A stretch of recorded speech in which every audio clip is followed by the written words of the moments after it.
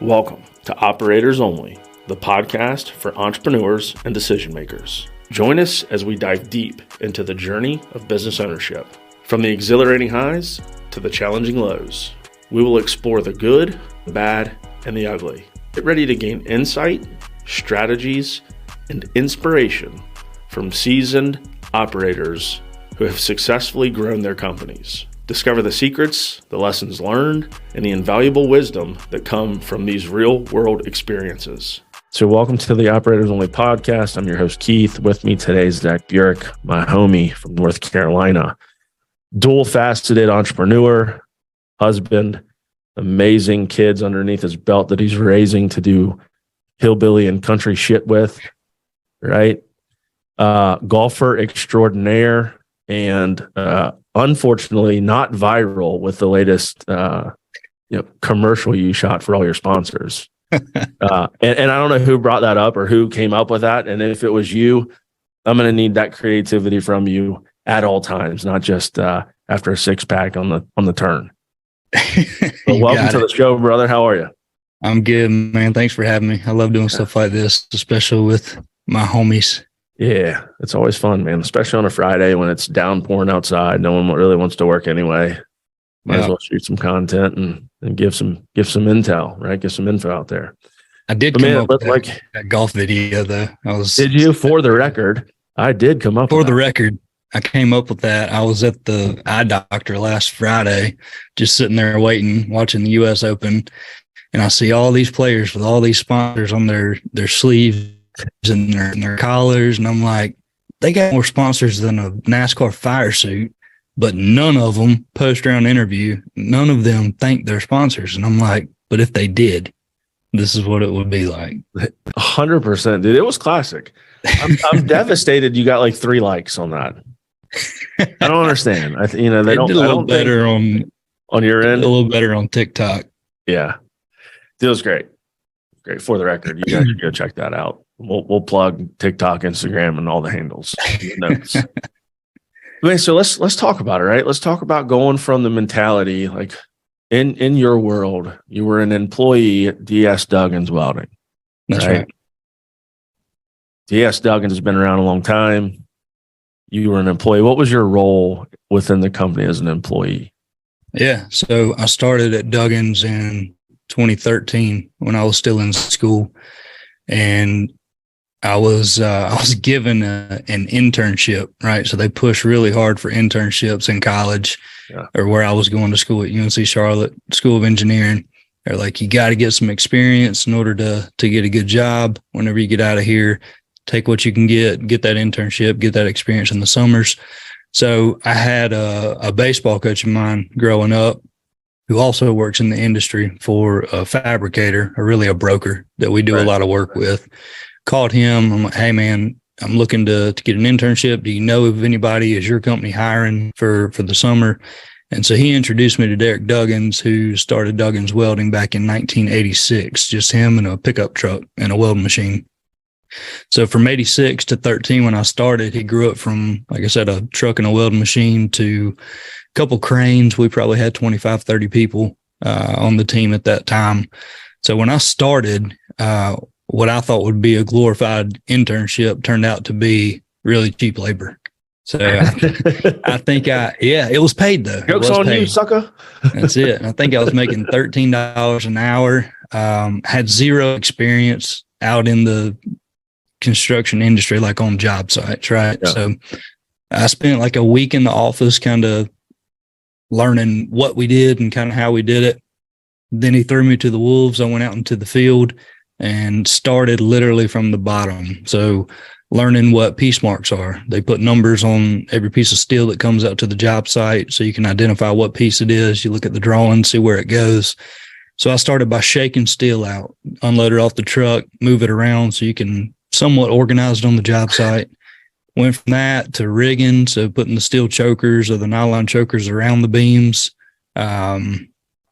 From 13 to end of 14 or beginning of 15, I stayed out in the field. So went back to school after that summer of 13, graduated spring of 14, went back out into the field after I got that expensive ass piece of paper. which is nothing but an expensive ass piece of paper. That's right. Went back out in the field, learned a ton, did a little bit of pretty much everything that we do as far as steel erection goes. So went from unloading trucks, shaking out steel, rigging, to getting in the air, connecting, laying metal decking, like pretty much everything that we do, I've done. Progressed from staying out in the field to getting into the office, started estimating. That was about 2015.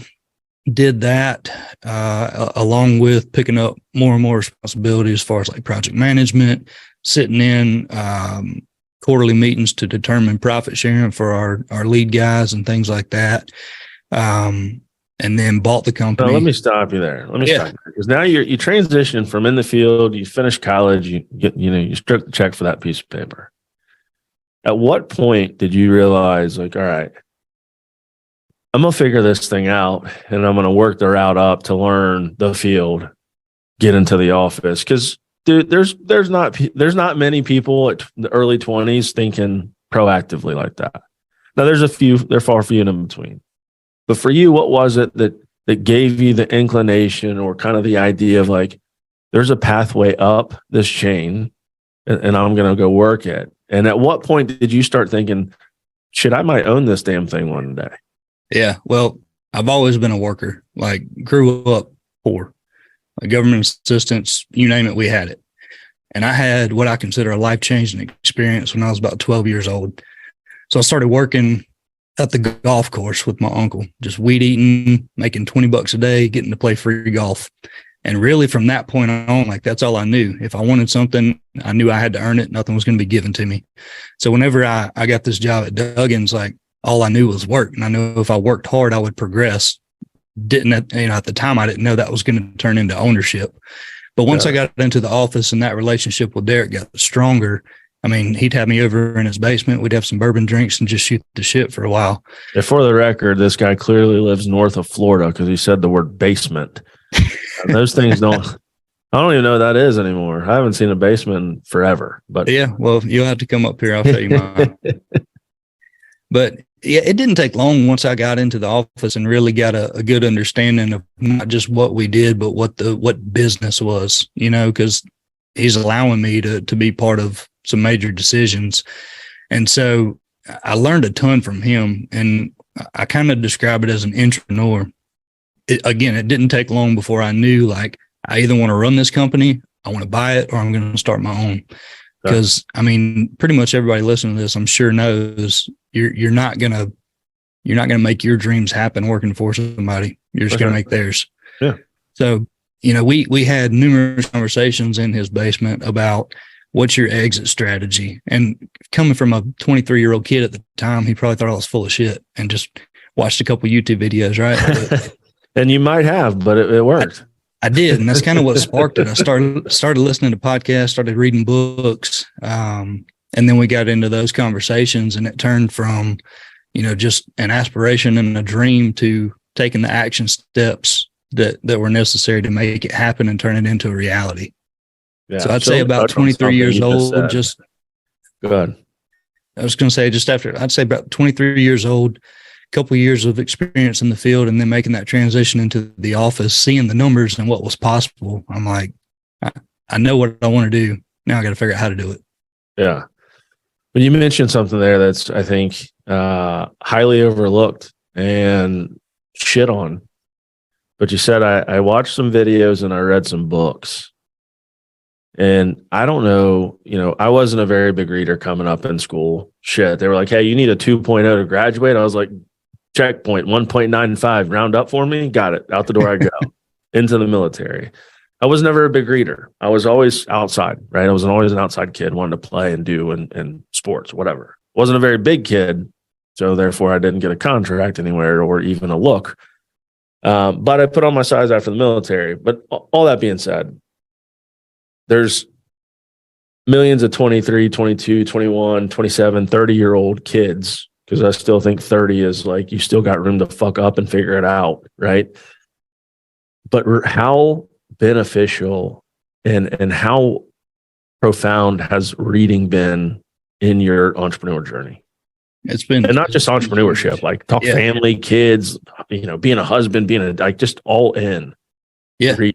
And I read books across the board, dealing with entrepreneurship, marriage, parenting, everything. Same with the videos. A lot of the books that I read are, written by the same people that I'm watching on YouTube or the same people that I'm listening to their podcast. Yep. But it's been huge in this age, this technological age that we live in. There's no reason anybody can't learn anything that they want to. Like if you've got an interest in it, you can watch millions of YouTube videos, go down the rabbit hole and learn so much from other people. And I credit those people that I listen to and that I follow for a lot of my early success, right? So adopting their mistakes and their successes, learning from them, seeing what they did, treating it as if it's my own failures that they've gone through so that I personally don't have to experience it, has accelerated that success journey from A to B and all the way to Z. So much faster. Like what took them 20 years took me in. Dude, and that's the thing. If I'm in the car by myself, there's a podcast on, right? I don't listen to the radio. Now, if I got the kids and the wife in the car, they're not listening to podcasts. But I read, I listen, and here's, God, how many times have you heard, don't recreate the wheel? Like, holy shit. And then you got dudes like Alex Ramazzi out there just fucking pouring the education on people. Like, hey, here is the game plan. Copy me. Yep. You'll be all right.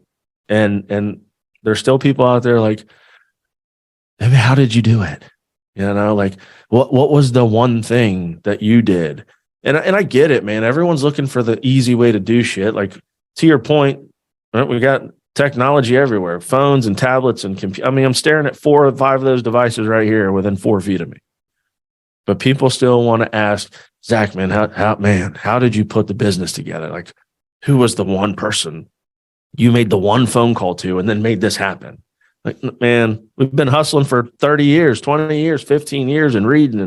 So what we were talking about is just people always searching for the easiest route, man. And I think the easiest route is just reenacting what you're seeing successful people do and not reinventing the wheel. So I haven't come up with any of the business ideas that I've launched that have been okay, successful, mediocre, failed, whatever. It's always been, I see it, it's successful, I mimic it, and it either works because I have passion or it doesn't work because it's something that I launched that I wasn't passionate about, so I didn't put my effort in, right?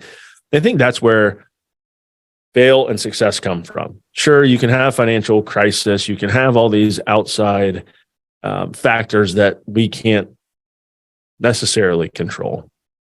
But for the most part, I think it's most people just like shit the bed on the passion side of it, and they don't put their best foot forward, and then it doesn't work the way they see it working because they don't understand what you understand with your journey at Duggins. You know how to take the metal off the truck the correct way. You know how to collar it. You know how to lay it. Like, you did your time to learn those stepping stones to get to this point. So it wasn't like, oh man, Zach, you got into this career 4 years ago and you're the CEO of a multi-million-dollar company now. Like, there was some story behind it. So for all you young bucks out there, pick up Instagram, pick up TikTok, read a book, and copy people. Yeah, what's your opinion on that? Yeah, I agree 100%. There's nothing new under the sun. Everybody that has achieved any level of success has most likely mimicked what somebody else is doing. There's not a whole lot being created from scratch. Like original content, yeah, but guess what? They're still saying the same thing that people 50 years, 100 years ago said, just maybe in a different way, right. Which is great because you've got so many different people to listen to, and each person individually is going to resonate with different people more than others. So that's great. I will say one thing about like social media, as good as it can be, it also can suck really bad if it's used the wrong way. And so I think a lot of people's misconception about folks like us, entrepreneurs, business owners, and operators, is the success came so fast, and they're all looking for that secret. And the secret is there is no secret. Like you have to work hard. You have to put in the work every single day, weekends and holidays included. Right. And, eventually, once you build a team around you, you can delegate and you can not let off the gas, but get out of the operations and work on the business more than in it. And so it flows a little better, and it may feel a little easier. The stress is still there. You still got everything to worry about, but you're not physically, manually having to do everything anymore. But like similar to you, man, I'm a 10-year overnight success, right? That's right. The social media stuff, it's a highlight reel, myself included. Like I'm going to post the good shit, and I probably don't put a lot of negative stuff out there. But yeah, it takes time. It takes a lot of effort, a lot of energy, a lot of, I guess, motivation can get you going, but you got to have the habits that keep you going, right? Yeah. Motivation only lasts so long. That's it. It's a feeling, right? That's right. Just another emotion. So you brought up it takes time. It takes work. Yeah, you brought up some fire in that. Right, one is we got to get out of this mentality that just because a dude's got a Rolex on and has got an exotic car in a video, it probably ain't fucking his, right? And flashes all this shit. Trust but verify, right? Yeah, give them the benefit of the doubt, man. Congrats, here are your flowers. You did a good job. But if you rented the car for the video shoot, and that's some fake ass money you're throwing around, and you're talking about some multi-level marketing or some BS, chances are that guy's full of it, right? That's a clickbait. So as these people are looking, you got to do your due diligence on who you're following, right? Alex Hormozzi has got shit out there for years. So much content floats around. Probably a lot of valid shit happening there, right? You've got Andy Frisella and, Joe Rogan. These guys are putting out content every day, living the words that they're saying, right? So for you guys getting into business or looking to level up your business, latch on to one of these guys who have street cred, have a track record, right? Not just a guy you see who says some shit that you like, and then you follow, with 10 of his other followers. So that's one thing. The other piece to it is, I think Americans are lazy. So they're looking for that simplicity. They're looking for the cheap way out, the meal ticket. Here, fixing to drop the knowledge. Here is how you fast forward the bullshit. You pay for it. You hire the coach who's done it. You get into the rooms like Apex. You get into the rooms of people who are either at the same level in the journey that you're on or doing better than you. You got to guard your circle, your time. You got to protect all that. So you have to be in rooms of people doing better than you. That's why this phrase, like, if you're the smartest one in the room, you're in the wrong room. Well, I literally try to be the dumbest one in the room, and it costs a lot of money to be that, frankly, right? I'm paying hundreds of thousands of dollars a year for business coaches and being in the right rooms and being in association with people and putting myself out there. And I think that's a big product of it. If you can be yourself, genuine, and you can honestly ask for help instead of being needy, because there's a huge difference in chasing help, right? And learning from other people and then just using that person for what they're worth. So for me, like getting in these right rooms, and you're in some of these rooms, how beneficial has that been for business mentors and coaches and being in these rooms? How's that been for your collapsing the time, collapsing the pain? Oh, a ton. And, that's in addition to the podcast that I'm listening to, YouTube, and the books that I'm reading. Like, I would never have met you most likely had I not joined Apex, right? And so meeting people like you, working with business coaches, again, adopting what their successes and failures are as my own has exponentially decreased that timeline. And so if you want to call it a shortcut, I'd say that's the only one there is, right? And it's really not a shortcut. It's just accelerating the time. You're still putting in the work. You still have to put in the work. Yeah. You're just utilizing, new relationships, and relationships are huge. It's one of our core values here.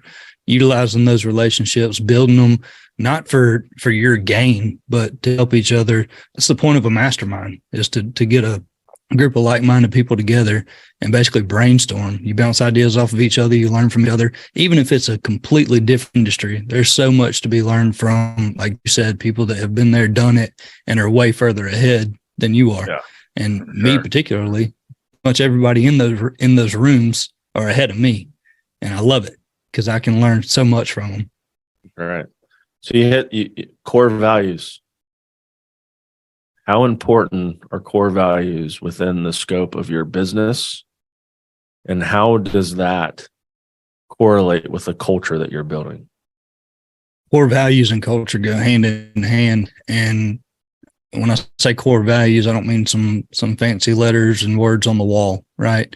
If you're going to have core values, you better live them out. You better mean what you're saying. You better preach those core values and what you expect out of your team daily, weekly, monthly. I mean, every time you see somebody, preach those core values. And as a leader at the top, like, our job is to cast the vision, and you're not going to achieve that vision and get to where you're going without establishing and living those core values out. So for us, relationships, work ethic, commitment, and winning.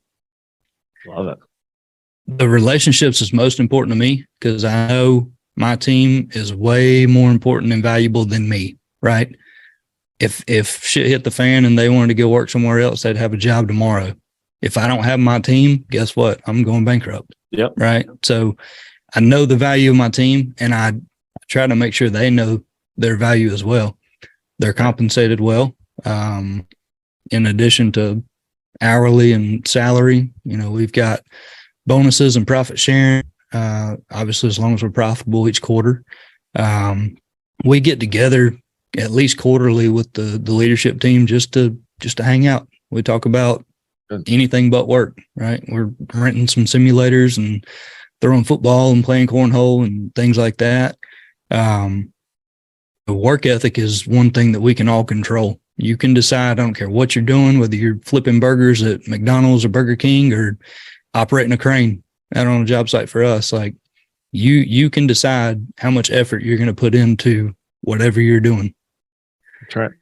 Staying committed to yourself, your team around you. Like, our guys are working whenever we're really busy. We're talking 60 plus hours a week.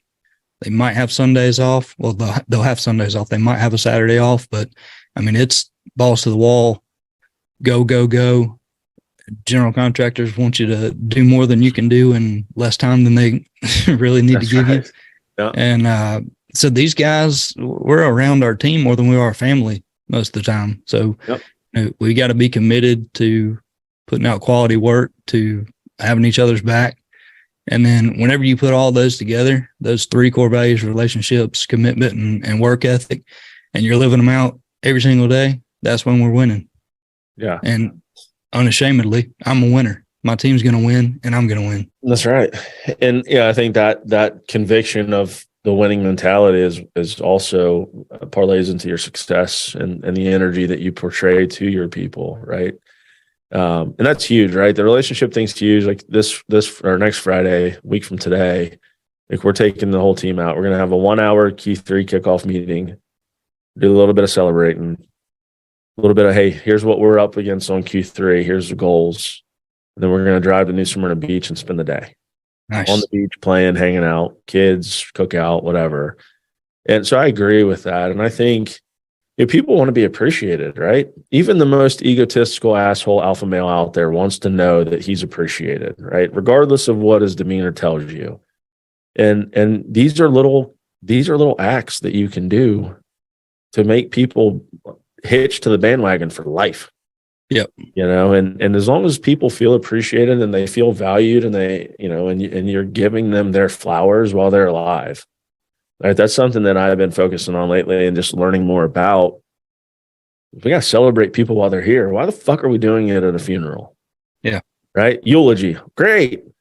Well, why didn't we tell this dude or this chick who's in a casket or in an urn all this shit while they were alive? Like, so we got to do better, right? We got to be more compassionate as humans, which is not something that is happening in this country today, in my opinion, right? Yep. I mean, I can't tell you how many memes and jokes people have been sending me about this damn submersible where, these dudes, regardless of their stupidity on this decision to go, right? Or whatever the case is, because we hear all this shit through the media. So my assumption is that there's 2 billionaires on this thing, plus one guy who owns the equipment and the business, who's probably a billionaire too at some level.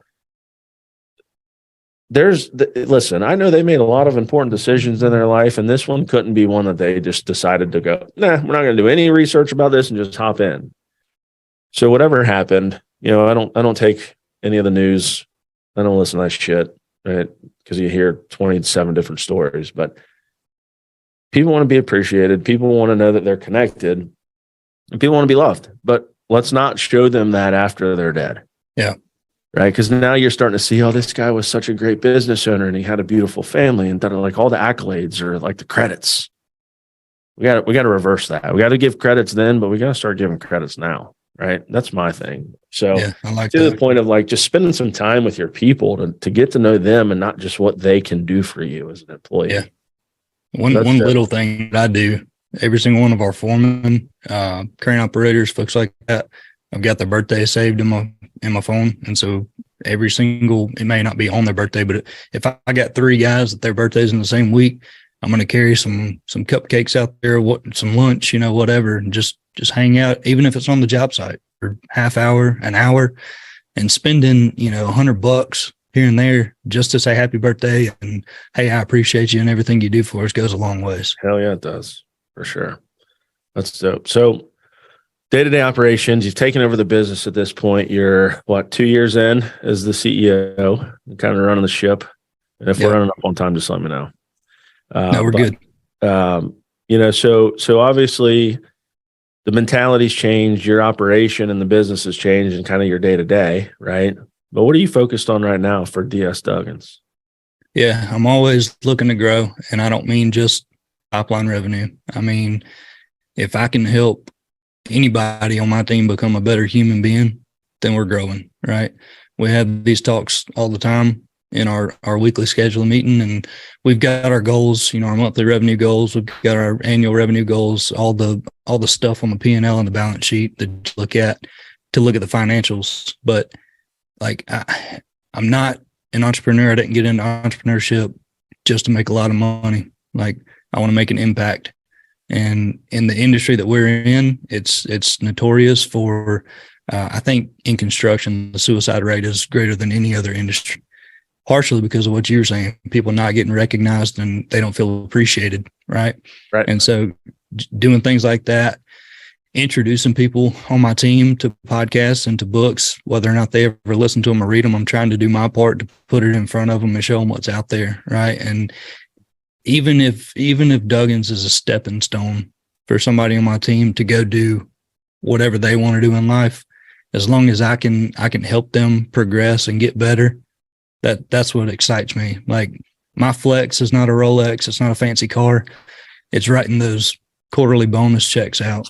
Right? We put, I think we wrote nearly $200,000 worth of bonuses last year, and I don't know how many people are willing to do that. I'm happy to.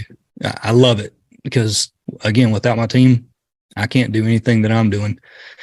So that's what excites me. We're going to continue growing. And in growing personally, my team growing personally, the byproduct of that is likely going to be top line revenue and profit increase. Every time, bro. They come hand in hand. So that's a good point, right? Is we get into it for the money up front. And I just think that obviously, if we're going to be business owners, if we're going to be husbands and we're going to lead families and have children that we're responsible for, obviously we get into it for the money. I think the distinct difference in a lot of people's ability to achieve success in their business is how quickly is that reason put to bed? And how quickly do they change their thought process to, I'm going to be a giver? Because once you become a giver, the money comes. Yep. Period. And you can grow people right? And we hear in our groups that you and I run in, like, you're not a baller until you write baller ass paychecks for your employees. Yep. Or give baller ass money to people and do baller ass things for other people. Because when that happens, when you're someone who gives without the need to receive, right? You're just given to give, right? Here, example, man, this is a dumb example, whatever, but this small, like a couple of years ago, wife's friend calls, she's going through a hard time, refrigerator goes out, all their food, she's got a son at home, newly divorced, split up, whatever. Don't want to get too involved in their personal shit, but she was panicking. Hear my wife talking to her, and I'm like, what's up? This person, this is, she's also our food. She's trying to raise her son. The ex is like, go fuck yourself. Figure it out. I'm like, get in the truck. Go up to Home Depot, spend $700-800 on the refrigerator, go deliver it, input in the shit, like plug it in. She's good to go. And we leave. Like, I didn't even think about it. But to me, it's like, no one should go without a refrigerator. Right? Like, dude, come on. So whatever I can do to help in that scenario without asking, just going and doing and giving. I do little things like that all the time. And I credit a lot of the shit that happens to me positively on me doing shit like that for other people. Yeah, so 100%. Whether it's, if you have employees that you're writing bonus checks to show love, or if you have friends, or if you just come across someone that's in need, or whatever the case is, like, just become a giver at whatever level you can, and good shit starts coming back your way tenfold. Yeah, 100%. So I think that's the same thing within business, man. If we can show our employees and our work family that we like, love, and trust and honor and appreciate and want to push and grow, they're not going anywhere. They're just not going to leave you. Yeah. They leave because of money. Most oftentimes they leave because of money, or they feel undervalued. Right. So those are the two things that I try to keep consistent reminders. And especially when we're talking to clients, and they're making hiring decisions. Man, this guy's expensive. Well, stop looking at him as a dollar sign. Start looking at him as a human with 5 kids at home, and who's a guy that will latch onto your belt buckle and likely never leave if you treat him well. Yep. Pay him a little more. It'll come out. I promise. Yep. And it's a tax savings. So you need to pay some people a little more anyway, right? So we win. So, but that's something good, man. So what are you doing, I guess, in monthly, quarterly? How are you making sure that you're checking in with these people and getting inside their ears and their mindset? Yeah. So again, at a minimum, our leadership team, we have quarterly meetings, and I don't spend a lot of time talking about core values and, our goals for the next quarter or the year or whatever, but I will, we'll open the meeting up. This is what we did. This is, you guys are a direct reflection of the bottom line and why we're able to rent a place out for $3,000 for just a couple hours and have a good time. Right. Mm-hmm. I'm going to talk about the core values because, again, buying into those and living them out is the only reason that we've got a really good culture and why our retention rate is way better than most in our industry. Most of the time when people leave us, it may be for $1 or $2, and they probably haven't been with us long. And most likely 3 months later, they're coming back. And, at those meetings we're talking about, I want to make sure that how I'm treating our leadership team is how our leadership team is treating their teams out on the job site too. Right. So I make our foreman buy lunch for their entire team at least once a month. Right. They've all got credit cards. They can use it for stuff at Lowe's, Home Depot, all that kind of stuff, but just buy the guys lunch for a day. Right. So easy. It's and you got to eat too, bro. Like, come on. Exactly. It's a free meal, know?